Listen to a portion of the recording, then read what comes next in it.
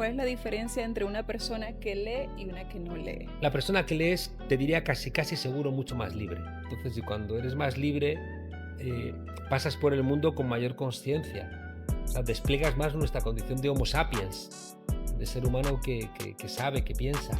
Tenemos un problema y es el riesgo de estar entretenidos. O sea, cualquier persona que de repente mire a su alrededor, en la calle, ves a 10 personas y te diría que las 10 están mirando su celular. Y es raro ver a alguien con un libro. Tú puedes estar 3 horas dándole al dedito en Instagram o en TikTok y no te cambia la vida. En cambio, tú te lees durante 4 horas, que en 4 horas te lo has leído el Manifiesto Comunista y te puede cambiar tu manera de estar en el mundo. O sea, los bestsellers siempre son construidos por las grandes editoriales. Y te lo terminas de leer y dices, aquí hay trampita, ¿no? Una buena parte de los libros que se publican no saben a nada, ¿no? Son descafeinados, son light. O sea, por ejemplo, el de Fukuyama que decíamos que fue un gran bestseller, es un libro bastante vulgar.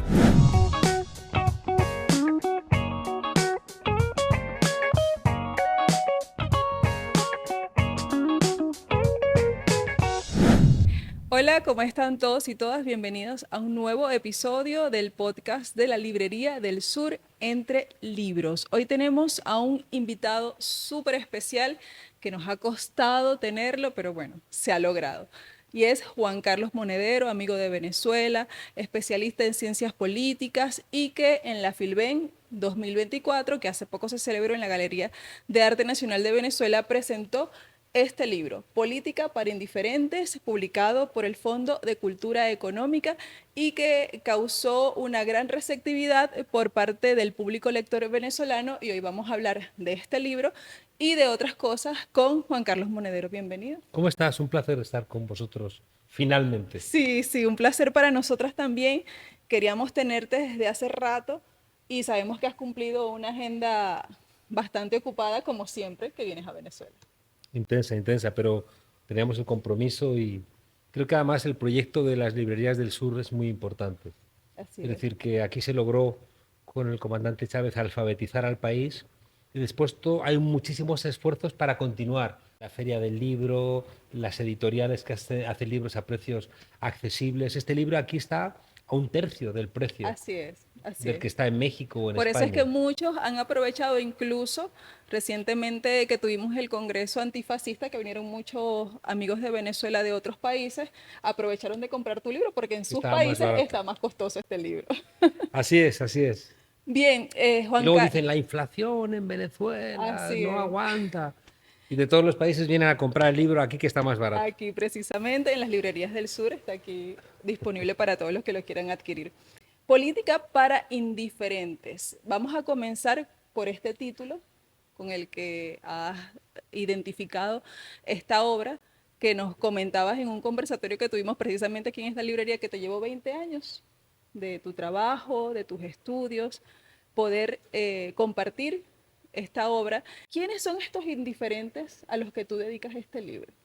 Mira, la obra es una suerte de cierre de etapa de los últimos 20 años de trabajo sobre teoría del Estado, sobre los partidos políticos, sobre la reflexión entre el centro y la periferia y sobre todo sobre la crisis del modelo neoliberal, que llevamos en ella cuando menos desde 2008, ¿no? Ya 25 años de esa crisis. Entonces, el libro tiene una parte teórica de la reflexión intelectual de un profesor de ciencia política, pero tiene también la práctica de alguien que nunca ha entendido que la ciencia política sea para otros politólogos solamente. Okay. Y que, como cuento en el libro, nadie entendería un panadero que cociera pan solo para otros panaderos.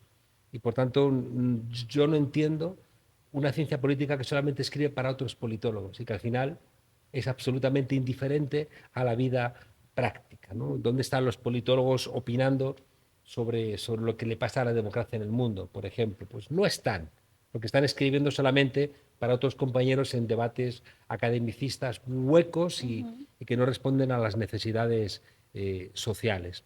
Y en ese sentido creo que la academia no ha sido capaz de romper con uno de los principales estigmas de nuestras sociedades, que es la indiferencia. Decía Elie Wiesel, un premio Nobel de la Paz, un superviviente de Auschwitz, de los campos de concentración, que lo contrario del amor no es el odio, que lo contrario del amor es la indiferencia, porque es el máximo desprecio, es la renuncia a sentir nada con alguien, a no tener compasión, ¿no?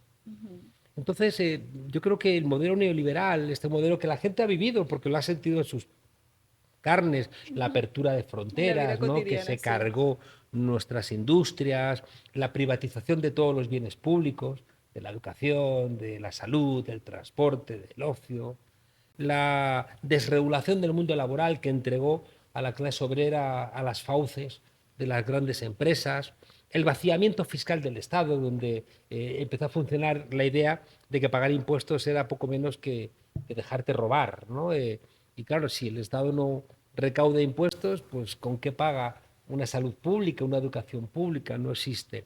Se permitieron también fíjate, el robo del diccionario, los paraísos fiscales. No son paraísos, son guaridas fiscales donde las alimañas se esconden para no cumplir con sus obligaciones. Y al final un sentido común nos ha ido dinamitando la fibra social. Nos ha ido convenciendo de que lo individual es mejor que lo colectivo, que lo público no funciona, que las empresas gestionan mejor que el Estado, que ser egoísta es positivo, que el pez grande tiene derecho a comerse al pez chico. Entonces han sido como 50 años de bombardeo en las revistas, en las películas, en los comerciales, en la universidad, en el sentido común de la época, esta idea de que lo colectivo no funciona. Común viene de comunis, y comunis es lo contrario de inmunis. Y Inmunis es lo que no te afecta y comunis es lo que te afecta. Entonces, como nos han dejado debilitados la fibra moral, cuando vino la crisis de 2008, la élite dio una vuelta de tuerca más y dijo, vamos a aumentar todavía las dosis de modelo neoliberal, y comenzó un momento nihilista, es decir, donde la gente empezó a odiar. Ahí es el auge de la extrema derecha. Y entonces, claro, los indiferentes que habían mirado para otro lado terminan al final convirtiéndose en odiadores. Y por eso el título es Comprometeos para que no terminéis siendo rehenes de los que os quieren odiando a vuestros hermanos. Y ante este panorama un poco desesperanzador Ujú. de cómo está el comportamiento de la humanidad, si se puede seguir llamando humanidad, Que nos cuesta eh, trabajo llamarlo humanidad, así ¿verdad? es, así Con es. tanta... El rol de la academia, tú que vienes de ese mundo, has dedicado parte de tu vida a la formación, a impartir también, a formarte y a formar a otras personas. ¿Cuál crees tú que debe ser ese rol de la academia en generar análisis, en deconstruir por pedazos esta realidad para que la gente pueda entender en qué situación es la que estamos? La academia yo creo que se ha desentendido de la vida real y está siendo sobrepasada también por el desarrollo tecnológico. O sea, por un lado, no está sirviendo para construir ciudadanos humanistas en las carreras de ciencias sociales. En las carreras tecnológicas está siendo desbordadísima por el desarrollo de las grandes multinacionales que están ya formando a sus propios estudiantes. Es verdad que sin la reflexión global y por tanto te enseñan a saber sobre una cosita que necesita la empresa para ponerte ahí como, Segmentación total del claro, como el conocimiento. nuevo Charles Chaplin, Charlotte, que estaba antes apretando una tuerca durante 8 horas, ahora estás haciendo, programando a lo mejor un segmento de inteligencia artificial o minando lo que sea, Para pero muy pequeñito, sustituir ese ser ¿no? humano, sí. Y entonces, de alguna manera, es verdad que la universidad, que tenía que hacer esa formación integral, en el momento en que solamente la pensamos en términos estrictamente laborales, pierde de vista esa formación. Antes salías de la universidad siendo una persona, no siendo solamente una persona que va a vender más cara su mano de obra en el mercado laboral, sino que tenías unos fundamentos que te permitían ser más libre, que te permitían entender Exacto. la complejidad social. Ya digo, eso ni siquiera ya la universidad lo brinda, porque las nuevas tecnologías van tan rápido que la universidad no siempre está a la altura de este tipo de cuestiones. Y en las carreras de ciencias sociales creo que perdieron de vista su utilidad en el momento en que dejaron de ser críticas. Hoy creo que creo que no está en el debate. Y si a la gente le preguntas, dime 20 libros esenciales que hayan realmente, por ejemplo, sido capaces de convocar a la gente a una transformación, pues no hay muchos. Cuando, por ejemplo, en la ciencia política, los grandes libros de la ciencia política son llamados a la acción, desde El Príncipe de Maquiavelo, La República de Platón, el Manifiesto Comunista, yo qué sé, la dialéctica de Adorno y Horkheimer, es decir, todos los textos clásicos son llamados a Una El hombre convocatoria. unidimensional de Marcuse, son llamados críticos a desobedecer, a articular algo, a romper lo existente, a lograr en un momento de crisis algún tipo de consenso.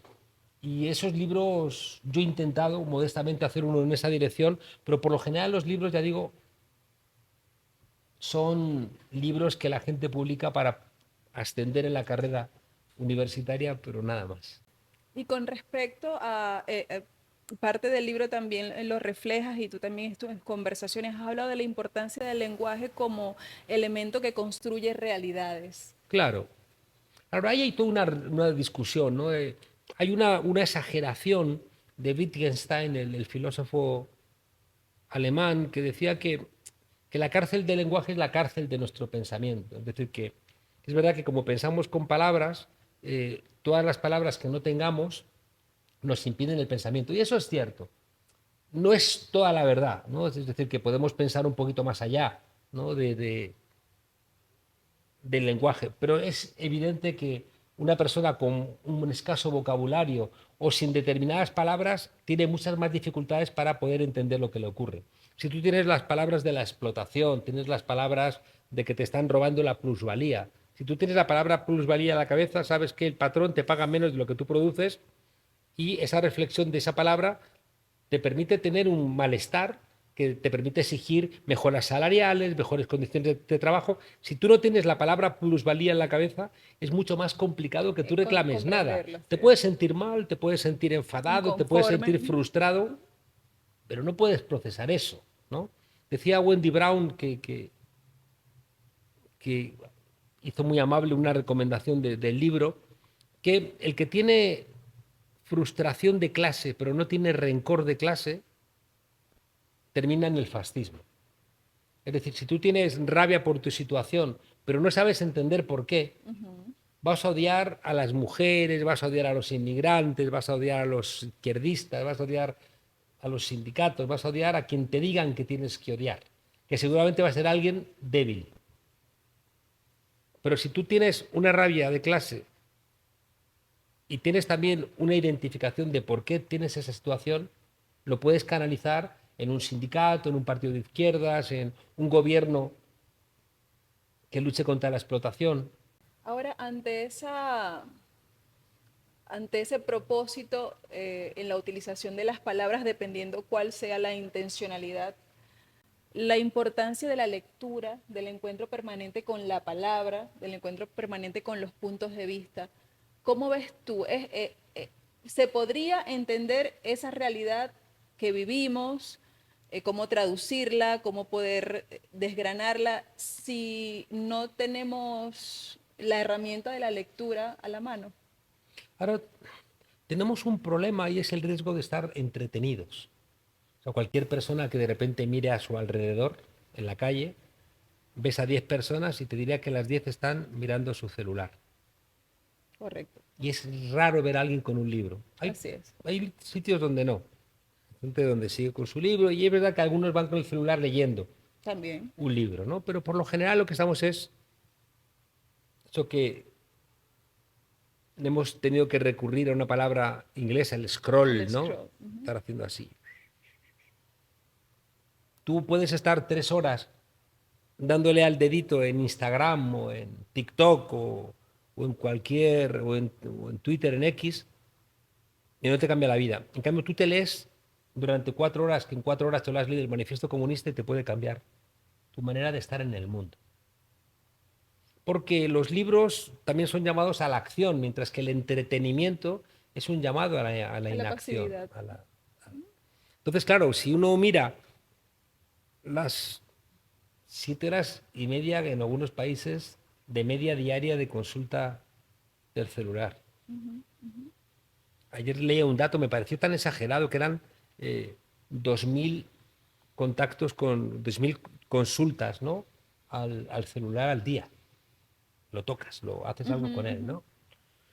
Luego tienes Netflix, luego tienes Correcto. otras plataformas y al final dices, ¿qué hago, no? Hay una reflexión que es hiper preocupante y es que hemos perdido la atención, la capacidad de atención. De Johan concentrarnos. Hari, hay un autor que ha estado reflexionando mucho sobre eso. Los jóvenes han perdido capacidad de atención en una película. Correcto. Entonces, enfrentarte a un libro, me contaban el otro día que es que los niños están viendo películas en resúmenes que les ofrece YouTube. O por fragmentitos. Y me contaba un padre que le estaba diciendo así, como vamos a ver una película juntos, ¿no? Decía, ya la he visto, y otra, ya la he visto, otra, ya la he visto. Dice, pero ¿cómo has podido verlas? Y es que entre los niños se pasan eh, páginas donde te resumen la película. Entonces ellos creen que con el resumen de la película ya han visto la película, y es mentira. Así pasa con los libros, el Claro, resumen del libro. decía Woody Allen, hice un curso de lectura rápida, leí Guerra y Paz, iba de algo sobre Rusia, ¿no? O sea, claro, haces, lees rápido y pues no te enteras de nada y sobre todo no, pierdes el placer del proceso, o sea, en el proceso de aprender a tocar un instrumento, en el proceso de la lectura, en el proceso Para ti, de una canción, para ti, hay, ¿cuál es hay, la hay satisfacción. diferencia? ¿Cuál es la diferencia entre una persona que lee y una que no lee? La persona que lees, te diría casi, casi seguro, mucho más libre. Casi, casi seguro. Entonces, y cuando eres más libre, pasas por el mundo con mayor conciencia. O sea, despliegas más nuestra condición de Homo sapiens, de ser humano que sabe, que piensa. Mientras que quien no lee, no es que no piense, porque durante mucho tiempo en la humanidad no sabíamos leer y pensábamos. Así es. Sería una tontería plantearlo así. Pero si te devolviera la pregunta, te diría, ¿por qué los ricos, los poderosos, las élites, nunca han querido que la gente sepa leer y escribir? ¿Por qué siempre han intentado que no aprendamos a leer y a escribir? ¿Por qué en el siglo XIX mataban a los maestros que iban por los pueblos enseñando a leer y a escribir? Porque alguien que sabe leer y escribir empieza a hacerse preguntas. Así nace la filosofía en Grecia, ¿no? Empezando a preguntarnos, ¿y esto por qué será así? Como a Espartaco cuando un esclavo le dijo que había sido libre y de repente Espartaco dice, ¿libre? ¿Eso qué es? ¿No? Entonces él empieza a desarrollar y por eso él va a terminar de articular el primer levantamiento contra los romanos, ¿no? Porque el dolor lo convierte en conocimiento, el conocimiento en voluntad de acabar con el dolor, la voluntad de acabar con el dolor le lleva al momento político de juntar a los demás esclavos y cuando los demás esclavos también han sido convencidos, al final puedes. O sea que la regla de la transformación, doler, saber, querer, poder y hacer, empieza por tener palabras para el dolor convertirlo en conocimiento. Y eso lo consigues leyendo. Una de las verdades de tu libro, de las premisas que compartes en estas líneas, es que siempre nos construyen nuestros Claro. enemigos. ¿Qué significa eso? Pues eso es una tesis muy clásica de la ciencia política. Está en Marx, por supuesto, ¿no? Cuando dice que el motor son las luchas, ¿no? Entre clases, pero tenemos que ir un poquito más allá. Las luchas, siempre que hay una desigualdad, siempre que alguien se apropia de algo que es tuyo, siempre que alguien quiere tener un privilegio sobre ti, te está generando una conciencia de maltrato. Y van a intentar decirte que eso siempre ha sido así, que Dios lo quiere, que el mercado lo quiere, que Estados Unidos lo quiere, que el rey lo quiere, que tu marido lo quiere. Pero siempre que hay una desigualdad, tú planteas un dolor y quieres transformarlo. Y por tanto, estás confrontando a quien te está robando tu cuerpo, tu inteligencia, tus bienes, tu fuerza de trabajo. Y tiene que ver también con la tercera ley de Newton, ¿no? Que dice que toda acción genera una reacción. Para ya llegando a la parte final de la entrevista, queremos conocerte más como lector y vamos a hacerte unas preguntas que nos den luces de precisamente eso, de cuál fue tu formación y tu conversión a la lectura. ¿Cuál fue el primer libro que leíste que te gustó? Yo empecé con los tebeos. Mi madre siempre cuando iba al mercado el sábado había en el mercado un puesto de tebeos y siempre me compraba 2 o 3 tebeos y además los podías cambiar. Y entonces desde niño mi madre fue la que me enseñó a leer antes que antes de ir al Antes que a la colegio, escuela. a la escuela. Y, y recuerdo que a mí me gustaban mucho los tebeos, ¿no? Y las historias de aventuras. Y sí recuerdo con mucha nitidez mi tío Floreal, eh, en mi cumpleaños, decir, vente conmigo, ¿no? Y llevarme a una librería, papelería, a comprarme un libro de Buffalo Bill, ¿no? Y después, pues, leí todos los libros propios, ¿no? De la infancia y de la adolescencia de aquel entonces, ¿no? Pues los libros de Emilio Salgari, los libros de Enid Blyton, de los cinco. Y entonces ahí como, bueno, es como toda una amalgama donde seguramente si tengo que pensar en libros, pues doy saltos, ¿no? En el Sí. tiempo de libros que me han apasionado, libros a los que regresas. Y como estuve muchos años en Alemania, estuve 3 años haciendo la tesis doctoral en Alemania, yo recuerdo la necesidad física de leer a García Márquez y de leer y releer Cien años de soledad, que era como una manera otra vez de apaciguar mi espíritu con mi lenguaje, con el castellano. El castellano hermoso, fíjate, de un colombiano, pero no deja de ser ese hermanamiento, ¿no? ¿Cuál, Iberoamericano. cuál es el género literario que más disfrutas? La poesía, la novela, los ensayos. Yo leo mucho ensayo porque para poder opinar tengo que leer mucho ensayo y me gusta mucho, porque leer ensayo es saber, imagínate, el libro este está atravesado, por ejemplo, del desarrollo tecnológico y de la inteligencia artificial. Entonces, todo lo que he leído de inteligencia artificial me apasiona, ¿no? Y me estremece al mismo tiempo. La historia creo que es obligatorio. La gente que nos escucha, si quiere usted no perder a ciencia cierta nunca el tiempo con un libro, lea un libro de historia. Nunca va a perder el tiempo con un libro de historia. Me gusta mucho leer la literatura de la época y sobre la literatura poder reconstruir, ¿no? Hace poco me he releído un libro que no ha envejecido muy bien, ¿no? Los Buddenbrook, de Thomas Mann, que es un libro que marca muy bien la historia de una familia burguesa y la retrata muy bien. Pero claro, con los tiempos que tenemos ahora, un libro de 800 páginas, pues supongo que lo podría haber contado en 200, ¿no? Y nosotros decimos, ojalá nos lo hubieras contado en 200. Leo bastante poesía, porque creo que cuando yo leo una novela de alguien que también ha escrito un libro de poesía, voy más tranquilo, porque quien ha escrito poesía, por lo general, tiene un respeto al lenguaje que hace que después en la novela cuide todo lo que nos cuenta.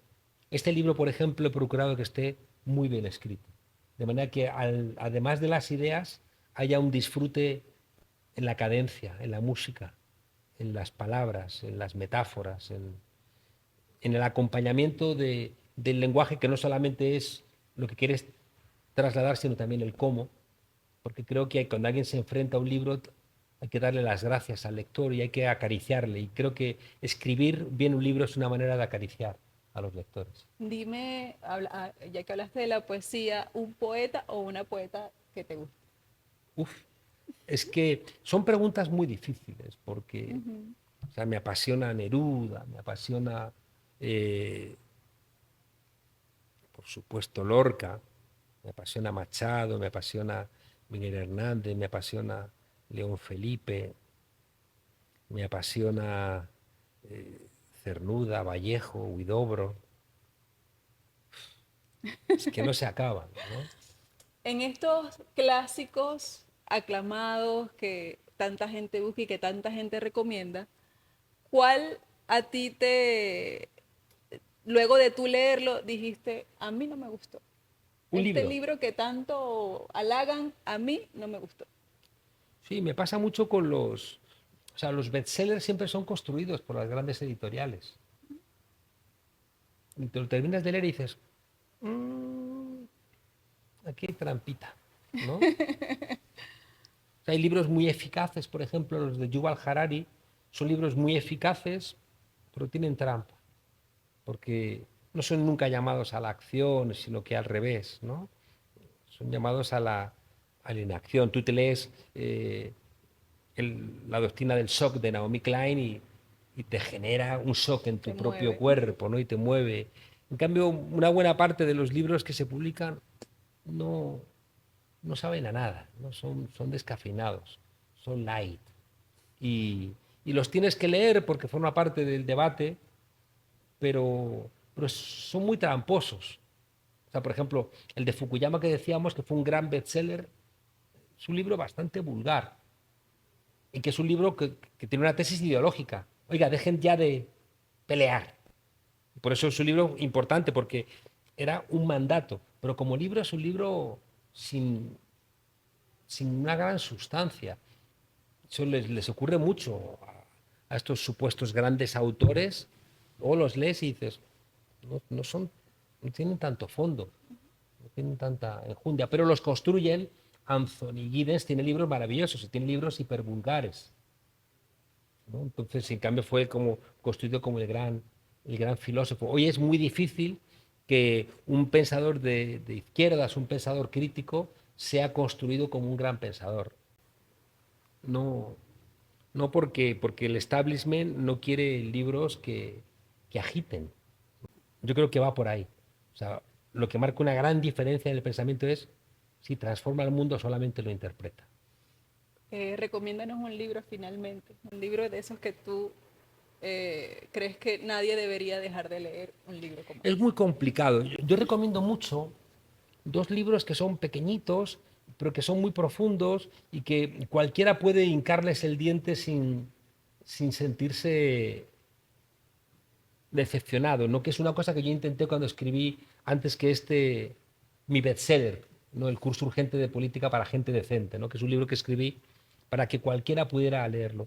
Y hay un autor que se llama Richard Sennett, que me gusta mucho, y tiene dos libros, uno es La corrosión del carácter y otro es Los nuevos valores en el capitalismo. Richard Sennett es un tipo que construye sus libros hablando con la gente, es un sociólogo muy astuto y me parece que es espectacular, porque te permite ver las cosas que otros no ven, ¿no? Por eso hay autores que, por ejemplo, Slavoj Žižek, creo que proponiendo es un desastre, pero es muy raro que tú no te leas un libro que no te sugiera alguna idea, ¿no?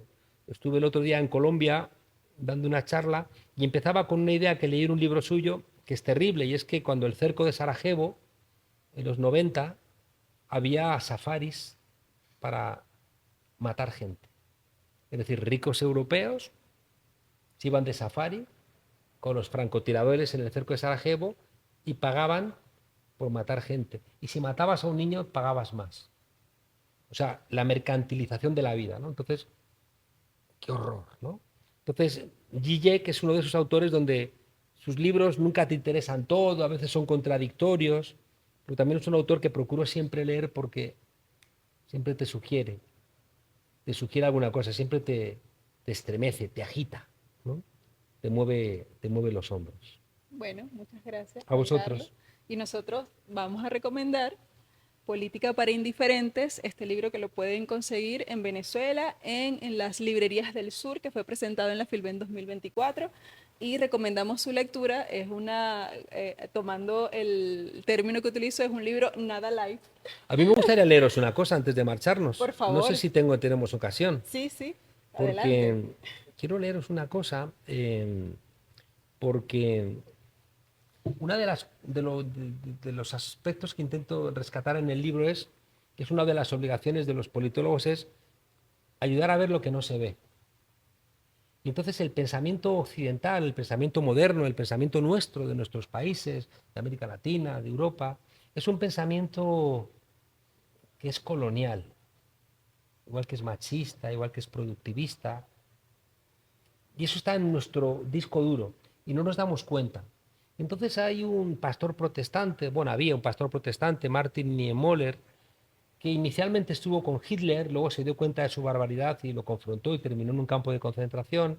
Y un día le preguntaron que por qué él pensaba que habían llegado los nazis, y dio una contestación que mucha gente la conoce pensando que es un poema de Bertolt Brecht, y no, es una reflexión de Martin Niemöller, que seguramente le pareció también muy sorprendente a Bertolt Brecht y seguramente la debió colocar en algún lado y por eso la gente cree que es de él. Pero es de Martin Niemöller. Entonces la gente lo conoce, ¿no? Porque dice, primero se llevaron a los judíos, pero como yo no era judío, no dice nada. Luego se llevaron a los comunistas, pero como yo no era comunista, no dije nada. Entonces, sobre esa reflexión, yo he hecho unas variaciones, que es un poco de lo que va este libro. Y quería leeroslas, ¿no? Que dice, cuando las autoridades eclesiales vinieron a llevarse a las mujeres desobedientes para quemarlas, acusándolas de brujas y disciplinarlas, no dije nada, ya que soy un hombre y además soy profundamente religioso. Cuando los hombres blancos mandaron con la espada y la cruz a los indígenas a las minas y a las plantaciones, yo callé, porque no soy indígena y nunca rechacé el dulzor del azúcar ni desprecié el brillo del oro. Cuando los hombres blancos robaron a los hombres negros de África para esclavizarlos y sustituir a los indígenas muertos por el trabajo, por las enfermedades, por los castigos, no dije nada, porque no soy negro y ellos además, si es que son felices con nada. Cuando masacraron a los árabes en Argelia, cuando explotaron hasta la extenuación a los culíes chinos en el ferrocarril, cuando depauperaron a los culíes en la India, en los cultivos de especias y en las minas de sal, no levanté mi voz, ya que no soy ni árabe, ni chino, ni indio. Cuando los nazis construyeron en Alemania campos de concentración para encerrar a gente como los que habían levantado en Namibia, yo callé porque no entiendo de arquitectura ni nunca supe lo que hacían en otros continentes. Y ya empieza. Cuando los nazis vinieron a llevarse a los comunistas, guardé silencio ya que nunca fui comunista. Cuando encarcelaron a los socialdemócratas, guardé silencio, nunca tuve que ver con los socialdemócratas. Cuando vinieron a buscar a los sindicalistas, no protesté ya que yo no era sindicalista, ni participé en huelgas ni en manifestaciones laborales. Cuando vinieron a llevarse a los judíos, no dije nada y miré para otro lado, ya que no era judío y pensé que algo habrían hecho. Los judíos habían crucificado a Jesucristo, tenían mucho éxito en los negocios, destacaban. Al final vinieron a buscarme a mí, pero ya no había nadie que pudiera protestar, no quedaba nadie para ayudarme. Terminé como los demás, yo que nunca pensé que hubiera nada que pudiera preocuparme. Desde entonces no han dejado de llevarse a gente. Pienso ahora, tarde, que cada vez que guardamos silencio, abrimos la puerta a los verdugos y que lo que pudre el mundo no son los malvados, sino los indiferentes. Bueno, sin nada más que agregar luego de eso, Política para Indiferentes de Juan Carlos Monedero. Despedimos esta entrevista. Muchas Muchas gracias, gracias a Juan Carlos, vosotros. por este ratito que nos has dedicado. Gracias. Y a ustedes, como siempre, nos despedimos invitándolos a que nos acompañen en una nueva oportunidad cuando sigamos conversando acá entre libros.